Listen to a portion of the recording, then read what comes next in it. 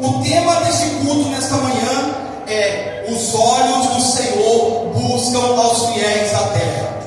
Você pode declarar isso comigo? Diga: os olhos do Senhor buscam aos fiéis da terra. E a pergunta que eu quero que você faça é para si neste momento: os olhos do Senhor, ao passar sobre a tua vida, o que o Senhor tem encontrado? Ei, nós estamos vivendo na era da vigilância. Nós estamos vivendo no tempo da vigilância. Eu vou usar um termo aqui, eu não assisto, nunca assisti, e respeito quem gosta. Mas tem aquele reality show chamado Big Brother, né? Que a ideia é ter um monte de câmera em todo lugar. Só como exemplo, amém, igreja? Passou da misericórdia. A vida hoje, a vida de muitas pessoas é como se fosse um Big Brother da vida real. Onde nós vamos, nós estamos sendo filmados. Hoje em dia, aqui mesmo em frente à igreja, nós temos uma câmera ultra, super, mega blaster que deve mandar essas imagens direto para o satélite. Então é muita tecnologia. Hoje você sai de casa, já tem câmeras te filmando, talvez no seu quintal, na sua rua. Hoje você entra em um ônibus, não sei se você sabe, os ônibus também têm câmera te filmando. Hoje você entra num trem, no metrô, você tem câmeras te filmando. Hoje, por exemplo, se você utilizar um bilhete de estudante de outra pessoa, eles, pela leitura, pela biometria, eles conseguem bloquear aquele cartão, porque sabem que não é a pessoa correta que está utilizando. Então nós estamos sendo filmados a todo momento, em todo o tempo, igreja. Hoje você vai no aeroporto, você não precisa mais se identificar através de um documento impresso. Você para em frente a um leitor, o leitor te escaneia e você entra para a área de embarque. Hoje você vai no prédio da sua empresa ou no prédio de alguém que você conhece e não é mais um documento que você entrega, você para em frente a um leitor, o leitor te escaneia e te dá acesso àquele lugar. Então nós estamos... outra coisa, quem tem celular e smartphone? Quem tem smartphone? Quem tem celular? Celular, igreja? Oh, Jesus! O seu celular, não sei se você sabe, o smartphone é um telefone inteligente, né? Smart. Hoje os telefones, com os aplicativos que tem no seu telefone, você está sendo gerenciado, você está sendo monitorado 24 horas por dia. Você sabia que muitos dos aplicativos que você instala, você dá acesso ao teu microfone, à tua câmera, à tua lista de contatos de telefone, às chamadas de telefone, à sua localização. Você alguns, sem saber, dão acesso total à sua vida pelo seu celular. Quantas foram as vezes, vou dar um exemplo nosso, quantas foram as vezes que a gente estava discutindo alguma coisa no sentido de comprar? Precisamos comprar, sei lá, uma corrente para o cachorro, porque essa corrente está, essa guia, né, que o nosso cachorro fica em corrente, ele fica solto, porque cachorro em corrente é judiaria, gente. Não deixa cachorro em corrente no seu poder. Vamos comprar uma guia nova para sair com o nosso pet. Daqui a pouquinho você entra na sua rede social e na sua linha do tempo, na sua timeline, aparece ali sugestões de compra de guia de cachorro. O celular estava bloqueado, às vezes até offline, mas quando você coloca ele online, ele captura o que você falou e te sugere aquela compra. Igreja, então, essa época que nós estamos vivendo é uma época que já está precedendo a aparição do anticristo, porque a Bíblia diz que não haverá onde se pode esconder. Por isso que o Senhor Jesus faz uma alusão a fugir para os montes, fugir para os locais escondidos, porque onde nós estivermos, nós estaremos sendo rastreados. O seu aplicativo, a sua conta do Google, ela pede características de você. Sabe que você é cristão, sabe onde você nasceu, sabe quantos anos você tem. O seu, quem tem, eu não estou fazendo propaganda não, mas exemplo, quem tem Spotify, por exemplo, ele deve estar te mandando já por esse tempo, porque já mandou o meu, o seu review, né? Tá mandando a sua retrospectiva, obrigado. Está mandando a sua retrospectiva do que você mais ouviu durante o ano, quais foram os artistas que você mais ouviu durante o ano, porque você louvou, você passou a ouvir, ele já está te rastreando. Igreja, então é um tempo em que tudo que nós fazemos em todos os locais, nós não temos mais, é duro dizer isso, mas eu vou dizer, privacidade. A privacidade já foi-se há muito tempo. Então você imagina se o ser humano ele tem a condição, ele tem a capacidade de estar rastreando você desde o momento que você acorda. Eu estou utilizando o Samsung Health, que é para a saúde, né? Para ajudar na minha dieta e para lá. A gente vai pegando idade, se não cuidar, daqui a pouco está todo pitimbado. Então, ele sabe a hora que eu acordo, ele sabe a hora que eu durmo. E ele fala, você realmente acordou e dormiu nesse horário? Porque ele sabe quando eu parei de mexer nele, deixei ele offline. Então, igreja, nós estamos sendo rastreados.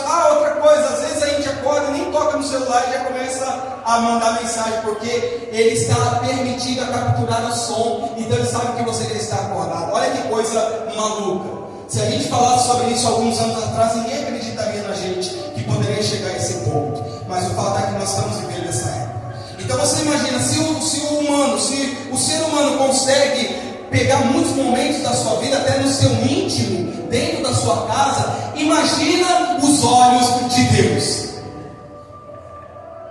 Aleluia! Imagina os olhos do Senhor. E antes que a gente leia essa referência bíblica, a gente não vai ler ainda não, segura aí, pastor já li, então você vai ter que ler comigo de novo. Mas eu quero trazer aqui para vocês alguns fragmentos do que significa ser uma pessoa aprazível aos olhos do Senhor. Uma pessoa pelo qual o Senhor olha e tem prazer nela. Porque dizer glória a Deus é fácil. Diga glória a Deus bem alto aí. Está muito fraco, mais alto. Mas isso não basta. A gente glorificar com a boca, se o nosso coração estiver longe do Senhor. Não basta. Então, antes que você leia ali, eu não sei se vai dar para vocês lerem, não vai dar. Algum BO aconteceu, mas não tem problema, vamos em frente. E eu declaro assim nessa mensagem que eu preparei para vocês: Deus está constantemente com os olhos atentos, buscando aqueles que são fiéis e cujos corações estão inclinados à sua vontade. Os olhos de Deus estão constantemente buscando os fiéis à terra. Deus, você sabe que Deus, o nosso Senhor Criador, não tem dia e noite. O dia e noite é para nós. Deus é Deus Criador. Deus não tem distinção entre dia e noite, entre sol e lua. Ele é Criador de tudo, de todas as coisas. Pastor, são mais de 6 bilhões de pessoas nesse mundo. A Bíblia diz que todas as nações da terra são para o Senhor como um pingo que cai em um balde. Que a terra é o estrado dos pés do Senhor. Imagina o tamanho do nosso Deus. Diga, Deus é grandão. Olha só, igreja, tem um versículo que eu preparei para vocês aqui.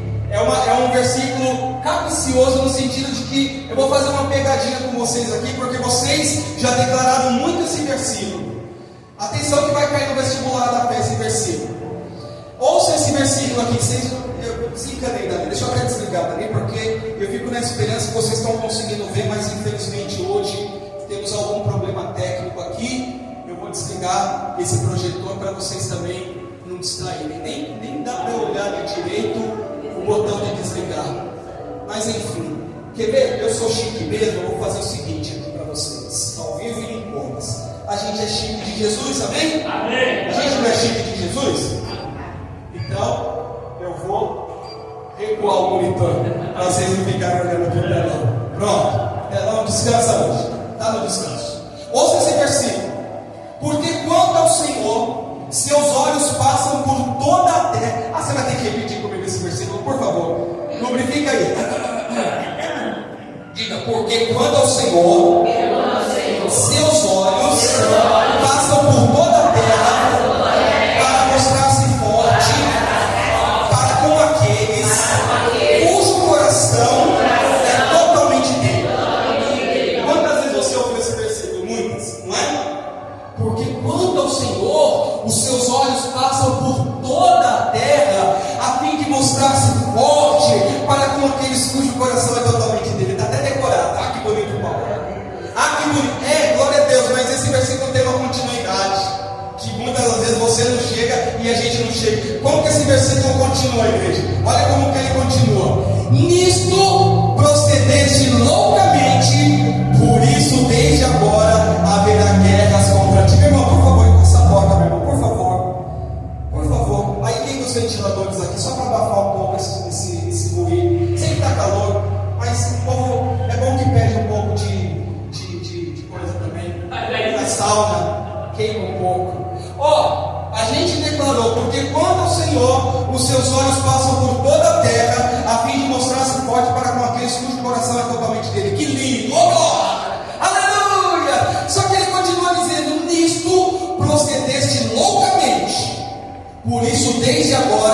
haverá guerras contra ti.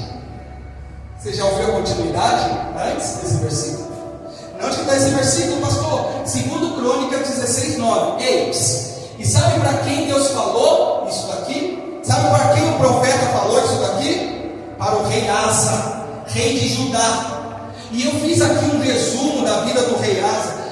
Olha, eu não sei se tem outro rei de Israel, né, ou de Judá, que tem tanto conteúdo na Bíblia como o rei Asa. São 2 capítulos inteiros retratando a vida e a história do rei Asa. Eu não vou ler os 2 capítulos não, mas eu fiz um resumo para vocês, amém? Porque é fácil dizer que quanto ao Senhor os seus olhos passam por toda a terra. Mas espera aí, por que o profeta continua dizendo: nisto você foi louco, você procedeu de forma maluca, louca, por isso a partir de agora você vai ter guerra na sua vida?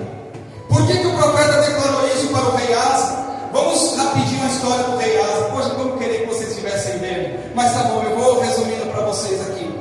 O rei Asa, ele foi o rei de Judá, filho de Abias. Ele reinou no lugar do seu pai. Quando você lê o Crônicas dos Reis, você vê que a Bíblia normalmente, quando fala da nova instituição de um rei, seja de Judá ou de Israel, porque houve separação nos tempos de Jeroboão, as tribos se dividiram, você sabe disso, amém?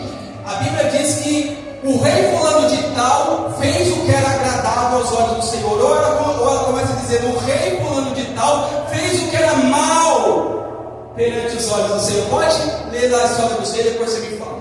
Mas esse rei Asa, filho de Abias, ele começou a reinar no lugar do seu pai, e o pai dele era idólatra.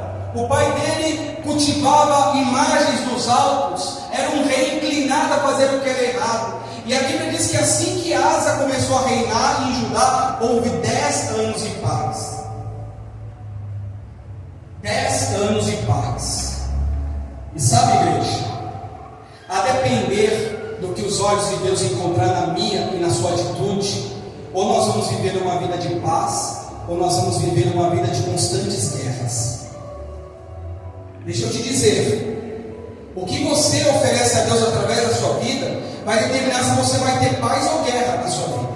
Como assim, pastor? Mas o Senhor sempre declara que a nossa vida é uma guerra. Sim, exteriormente nós enfrentamos lutas e batalhas, sim ou não? Sim. Quem não tem luta e batalha, levanta a mão para dar um pouquinho das minhas. Não, pastor, melhor não. Guerras e lutas a gente vai ter. Estar 10 anos em paz não significa dizer que não tinha desafios diários, mas havia paz interior, havia ordem. E onde tem paz, diga tem ordem. Onde tem pecado, diga tem desordem, tem guerra, tem choro, tem lágrimas, tem decepção, tem desilusão, tem mágoa, tem tudo que é ruim. Então a Bíblia diz que Asa, assim que ele começou a reinar em Israel, houve paz. E a Bíblia vai dizer: fez o que era bom e reto aos olhos do Senhor, abolindo os altares dos deuses estranhos. Asa entrou com os 2 pés na porta e falou: o quê? Tira esses deuses estranhos que papai Abias cultivava. E quando ele tinha aí, quando ele era rei, eu era filho, agora eu sou rei. Então eu estou ordenando: tira as imagens de escultura que meu pai fez. Pronto, já acabou com isso. Ele também ordenou a Judá que buscasse ao Senhor e que observassem as leis e os mandamentos. Olha só, igreja, que importante. Esse rei, ele estava restituindo a ordem, porque o povo estava vivendo, diga, em desordem. Então ele estava ali restituindo a ordem. Por isso que a Bíblia começa dizendo dele que ele fez o que era reto perante os olhos do Senhor. Então ele falou: povo, vocês querem ser felizes? Vou perguntar para vocês aqui hoje: quem quer ser muito feliz? Observe a palavra de Deus. Amém. Na ocasião ele diz: observe a lei e os mandamentos. Observe a lei de Moisés, observe os mandamentos de Moisés, porque o povo não estava observando. O povo tinha culto nos altos. Eles se reuniam nos altos, nos altares de deuses estranhos, para oferecer oferta a demônios. O que mais o Asa fez? Ele reedificou os muros da cidade. Igreja, muro tipifica segurança. Quando a segurança está em baixa, nós somos facilmente atingidos pelo diabo. Quem já ficou com baixa imunidade? Quem já ficou com baixa imunidade? Quando o seu corpo precisa de vitaminas, normalmente o médico fala: ó, sua aí um simples resfriado em você pode se transformar numa pneumonia grave, você pode morrer. Porque a sua imunidade está baixa, significa que o seu corpo está precisando de nutrientes, de vitaminas. E aí ele receita aquela bomba de vitamina para o seu corpo reagir às doenças, aos males. Então, quando a gente não tem, a nossa imunidade não está alta, os nossos muros estão caídos. E qualquer ataque do diabo passa para nós, porque o Senhor está olhando com os teus olhos e nós não estamos sendo aprazíveis a Ele. Lembra do Salmo 91? Lembra do Salmo 91? Porque a mim se apegou com amor, eu o livrarei, vou ele a salvo, porque conhece o meu nome. Ele me invocará e eu lhe responderei. Na sua angústia estarei com ele, e o livrarei, saciá-lo-ei com longevidade e lhe mostrarei a minha salvação. Pronto? Eu tenho que estar bem com Deus. Deus tem que olhar para mim, tem que ver um servo fiel, uma serva fiel. Então esse homem, ele reedificou a cidade que estava com os muros caídos, e ele construiu um grande exército. Deus está construindo um grande exército de fé. Diga, eu faço parte desse exército. Pergunta para o seu irmão se ela faz parte, se ele faz parte. Pergunta. Mas olha, chega um momento de guerra. Asa estava na boa. Porque, igreja, venhamos e convenhamos, ser fiel a Deus, ser aprazível a Deus quando tudo vai bem é fácil. A Bíblia diz que depois dos 10 anos de paz, houve guerra contra Asa. Um rei chamado Zerá, um rei etíope, ele se levantou contra Judá. A Bíblia diz que mais de 1 milhão de soldados se levantou contra Judá. Mais de 300 carros, mais de 1 milhão de soldados. Tem dias e tem ocasiões na nossa vida que a guerra vai se levantar. E quando a gente olhar, a gente vai falar, poxa vida, como que eu vou conseguir vencer essa guerra? Essa guerra, aos meus olhos, é impossível de ser vencida. Mas a gente não pode esquecer de uma coisa, que Deus está conosco. Amém. O Zerá se levantou contra Asa. O que Asa fez, gente? A Bíblia diz que Asa clamou ao Senhor. O que Asa fez? Clamou ao Senhor. E a oração dele é interessante. Depois busca, por favor. Está entre o 14 e o 16. Eu não vou falar assim certinho qual que é a linha do tempo, mas você pode ler na sua Bíblia. A Bíblia vai dizer que Asa, ele clamou, dizendo, Senhor, numa guerra entre o grande e o pequeno, é só o Senhor para dar livramento. Asa confiou no Senhor, porque os olhos do Senhor encontrou em Asa uma pessoa confiante em Deus. E ele não se abalou quando ele viu o inimigo. Ele orou a Deus, ele confiou em Deus. Amém? Amém. Aí a Bíblia vai dizer que o Senhor efetuou um grande livramento a Asa. E Deus deu vitória ao Judá e todo o seu povo nessa batalha de forma improvável. Então aquilo que aparentemente era derrota, diga, Deus transformou em vitória. Igreja, porque veja uma coisa, Deus como um bom pai, Ele quer sempre os seus filhos triunfando. Mas vem dias de derrota, diga, vem. Vem batalhas perdidas, diga, vem. Mas a gente não pode perder a confiança em Deus. O que Asa fez foi confiar em Deus, e Deus deu vitória. Sabe o que depois dessa vitória o Asa fez? Ele foi mais profundo. Ele falou, o quê? Depois de ver esse livramento, quem já viu grandes livramentos na sua vida aqui? Quem já viu? Depois de ele ver esse grande livramento, ele fez uma reforma mais profunda. Aí ele falou, olha gente, esse Deus é muito bom, a gente vai melhorar, por isso que nós temos que melhorar sempre. Aí o profeta Azarias, lembra-se disso, o profeta Azarias foi enviado para falar com Asa. Asa tinha acabado de vencer uma batalha violenta, aos olhos dos homens perdida, mas Deus deu vitória a Asa. O profeta Azarias foi até Asa deu ouvidos, diga, deu ouvidos, porque a gente precisa dar ouvido à palavra de Deus. Talvez Deus está falando e a gente não está entendendo. E tudo que se fala e se repete, chega uma hora que a gente começa a desprezar. E quantos estão desprezando a palavra de Deus? Mas o profeta Azarias foi lá, falou com Asa. Asa deu ouvido, o que ele fez? Chamou o povo para uma grande renovação. Essa renovação foi tão profunda, tão grande. Um dos versículos que eu decorei, o primeiro versículo que eu decorei, 2 Crônicas 15:7. Mas sede fortes e corajosos, e não desfaleçam as vossas mãos. Amém? Amém. Porque é o que Azarias e depois Asa declarou: sede fortes e corajosos, e não desfaleçam as vossas mãos, porque o Senhor dará recompensa. Igreja, o povo estava confiado em Deus. Sabe como que foi essa reforma? Ela foi tão profunda que Asa falou o seguinte: atenção, homens, mulheres, velhos, crianças, todos. Quem não entrar nessa aliança com Deus vai morrer.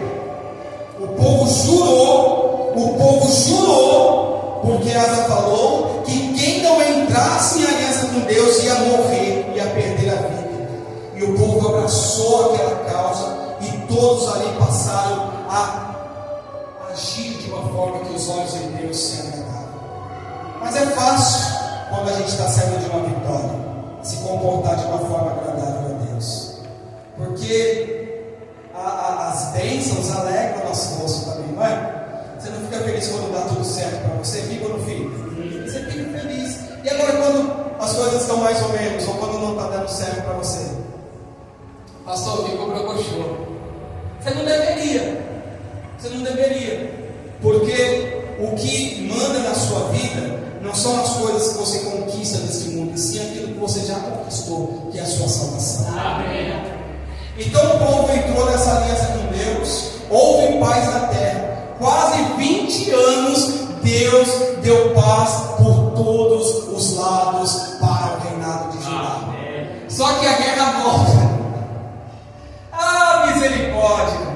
A guerra volta, a guerra é insistente, as lutas são insistentes, igreja. Às vezes são guerras que a gente não provoca, às vezes são guerras que a gente se coloca dentro dela. Tem gente que busca a guerra, você me entende? Quem entende? Tem gente que vê a guerra e fala: não resisto a uma, deixa eu entrar nessa aqui. Não é nem dela, a guerra não é nem dela, mas vou entrar nessa guerra aqui porque eu gosto de uma guerra. Se eu não puder entrar, já tem guerra demais, sim ou não? Sim. E tem gente que está entrando em guerra que não é dela, não deveria estar ali. Mas a Bíblia vai dizer que novamente houve guerra contra o rei Asa. Dessa vez quem se levantou? Ben-Hadad, o rei da Síria. O rei da Síria se levantou contra, melhor dizendo, o rei de Israel se levantou. Olha, atenção, o rei de Israel, Baasa, passou nessa época, havia guerra entre Judá e Israel, eles não eram um povo só na época de Jacó, sim ou não? Quando eles se dividiram, eles passaram a guerrear entre si. A Bíblia diz que o rei de Israel, Baasa, se levantou contra Asa, rei de Judá, por território. Aí o que Asa fez? Asa não tinha vencido o rei Etíope, sim ou não? Lá atrás, quando o profeta foi até ele, Azarias, e falou com ele deu ouvidos e venceu, sim ou não? Mas a Bíblia diz que nesse momento, o que Asa fez? Deixou de confiar em Deus. Ele buscou uma aliança com o Ben-Hadad, o rei assírio. Sabe por quê? Ele ficou com medo. Igreja, você acha que ele não sentiu medo na primeira guerra contra o rei etíope, sim ou não? Ele sentiu, mas o que ele fez? Ele orou a Deus. Agora contra o rei Baasa, o que ele fez? Ele buscou aliança com o povo inimigo. O Ben-Hadad não era um povo amigo, era um povo inimigo, o rei da Síria. E aí Asa busca uma aliança com ele, e Asa faz essa aliança com o Ben-Hadad, vence o rei Baasa. Só que aí vem o versículo que eu li para vocês, 2 Crônicas 16:9. Porque ao Senhor os seus olhos passam por toda a terra, a fim de mostrar-se forte com aqueles cujo coração é totalmente. Nisto procedeste loucamente, e a partir de agora haverá guerras contra ti. Essa palavra veio depois dessa aliança de Asa com o rei da Síria. Asa era um rei que tinha um coração bom perante o Senhor, um rei aprazível aos olhos do Senhor. mas ele deixou de confiar em Deus e foi confiar no homem. Sabe quem que o rei Ananias, foi Ananias que apareceu para ele depois? Foi Anani. Esse profeta Anani apareceu para o Asa e falou: Asa, deu aquele versículo 16:9. A partir de agora vai dar guerra contra você. Sabe o que Asa fez? Ao invés de ser humilde e falar: Senhor, me perdoa, eu procedi loucamente, ele prendeu o Anani. Ele mandou açoitar o profeta e prender. Veja que quando o profeta veio falar coisas boas, quando Azarias chegou nele e falou: olha, Deus é contigo, olha, você foi muito bem na batalha, ele aceitou a palavra do profeta Azarias. Oh glória! Agora quando o Anani foi lá e disse: o seu louco, você vai estar em guerra. Sabe por que você vai estar em guerra? Porque Deus ia te entregar todo o exército do povo inimigo, do Ben-Hadad. Deus ia te entregar todo o povo assírio, mas porque você fez uma aliança com o inimigo vai se levantar contra você. A Bíblia vai terminar de falar de Asa, que ele pegou uma doença nos pés. Um rei que fez reformas tão grandes, tão gloriosas, pegou uma doença onde, igreja? Nos pés. Ele adoeceu nas doenças dos pés. E a Bíblia vai dizer assim, ó: ele não confiou em Deus na cura, ele confiou nos médicos. Está aí na sua Bíblia. Está aí na sua Bíblia. Veja que a medicina é de Deus, sim ou não?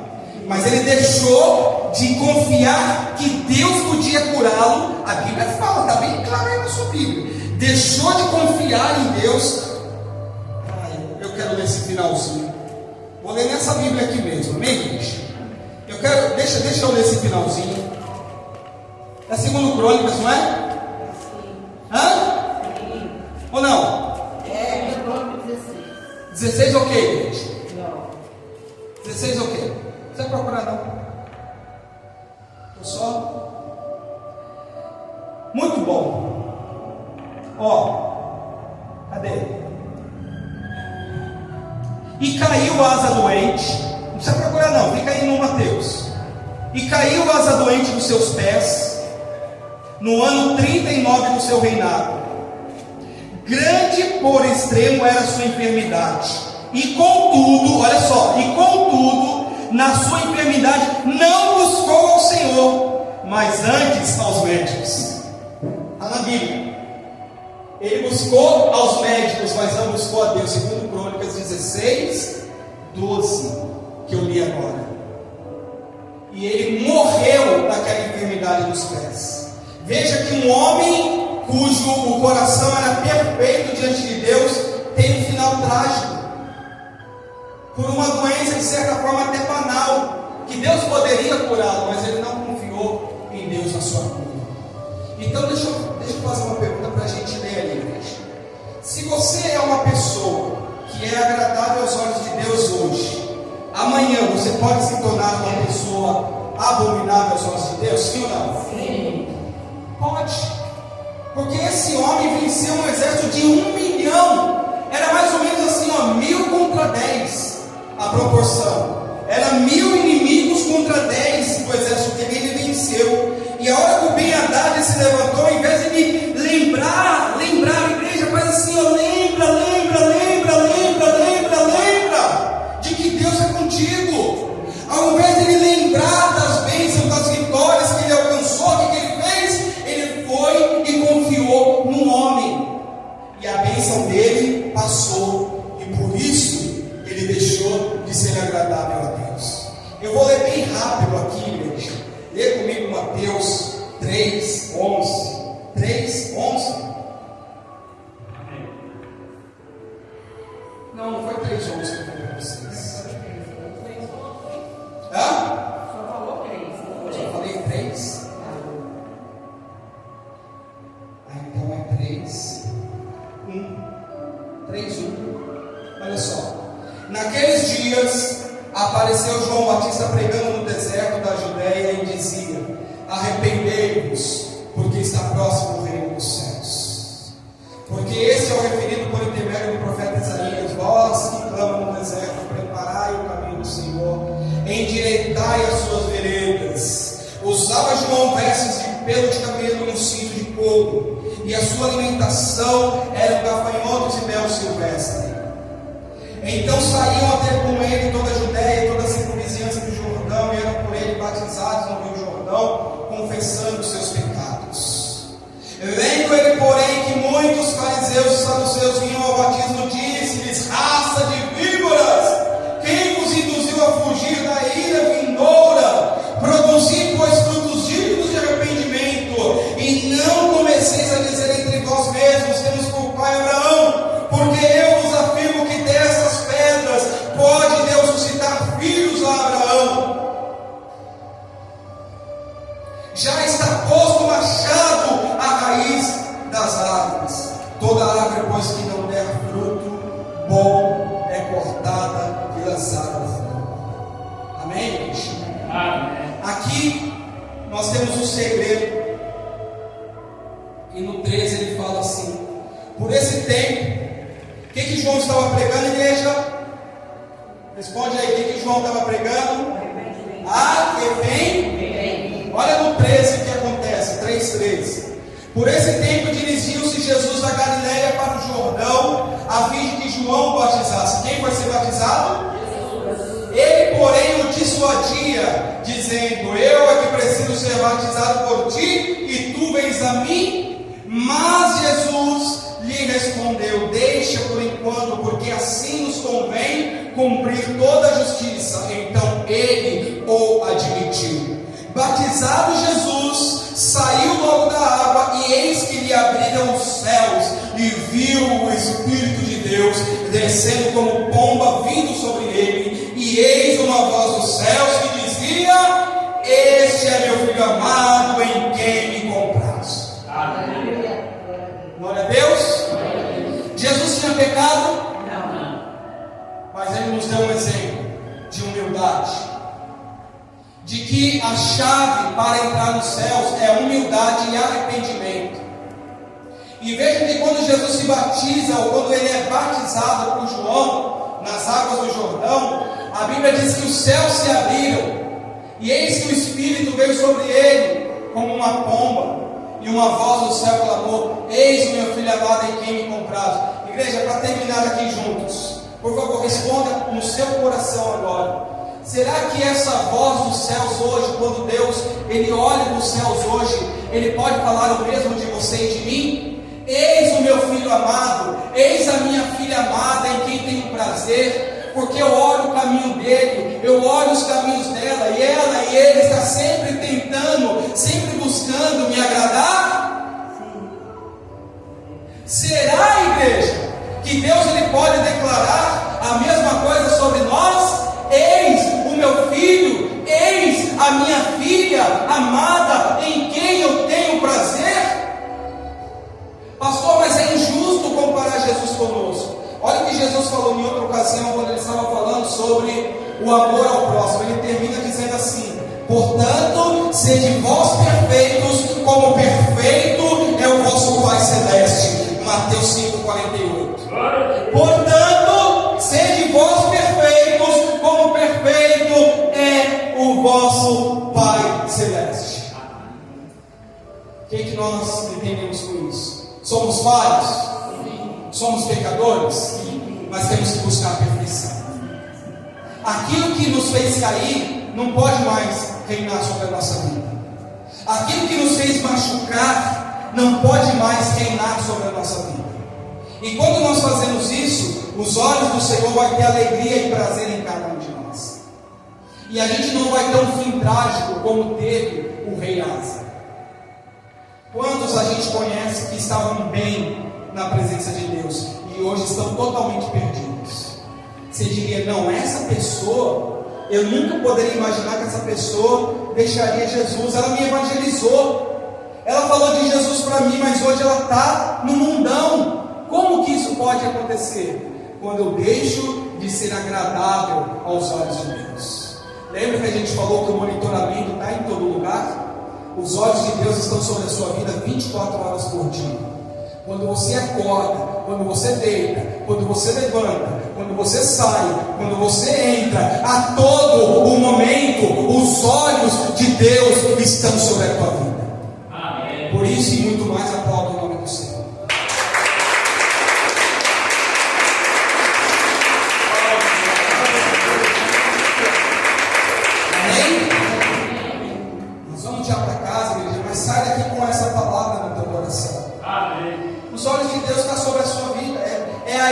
você vai prestar conta?